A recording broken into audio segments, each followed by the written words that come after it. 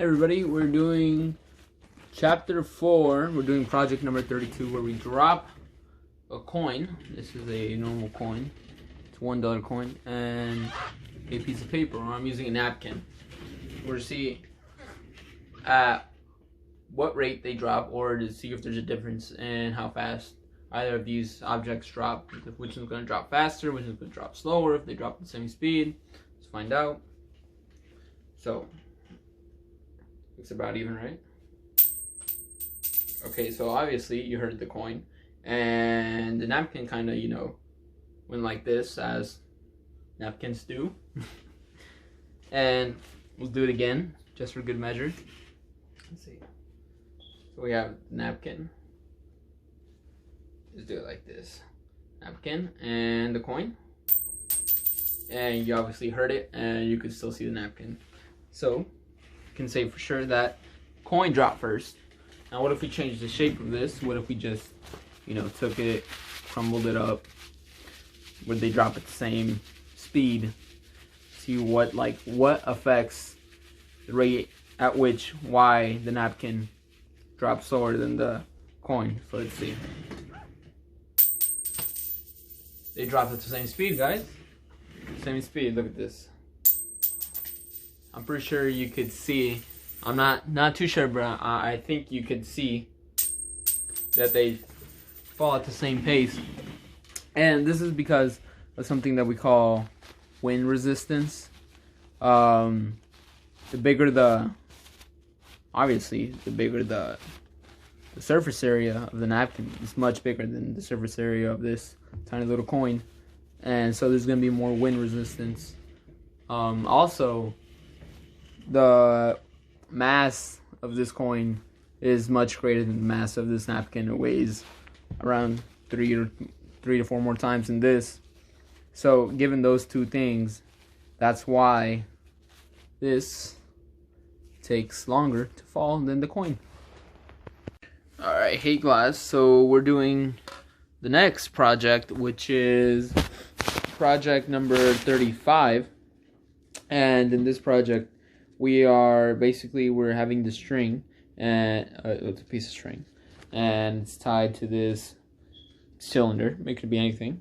I chose some Febreze because, I had Febreze, and basically we roll it up around the Febreze, and what we're gonna see is in which direction does it go if we have force. So will it travel in the same direction as the force is, the force in which the force is? So if I pull it to the right, is it going to go to the right, or is it going to roll to the left?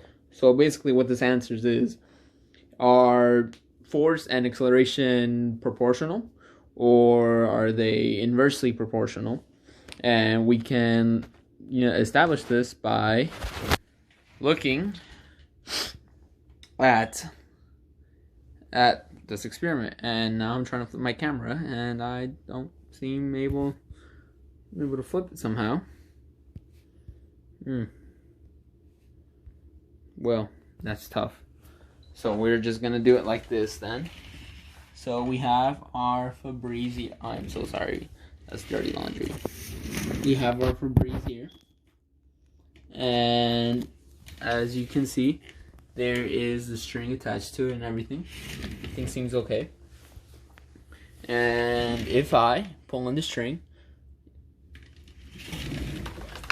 so we can see that it traveled in the direction of the force. And this is because acceleration and force are directly proportional. Actually, acceleration comes from force. When there is a net force of 0, let's say, it's like that one experiment with a cannonball and a truck. If a truck is going right, let's say, or to the right, or let's say north. Truck is traveling north at 50 miles per hour, and a cannon is on the back of this truck, and it shoots cannonballs at 50 miles per hour, so the same speed. It shoots it facing south. So if a truck is traveling this way and the cannonball is fired this way at 50 miles per hour, then the net force would be 0. So when the cannonball is fired, it's actually just gonna bloop, just fall straight down and not travel in any direction because the net force is 0. So when the net force is 0, acceleration is also 0.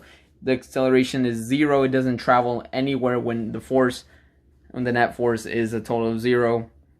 So acceleration comes from force. So if we have a net force of 5 newtons or whatever to the right, then acceleration is going to be acceleration of 5 units to the right. It's going to be traveling those whatever, how many units once you do the math. I don't know if it's going to be meters per second because, well, I'm just giving random units here, but it's going to travel in that direction because acceleration is derived from the net force. Yeah, pretty cool.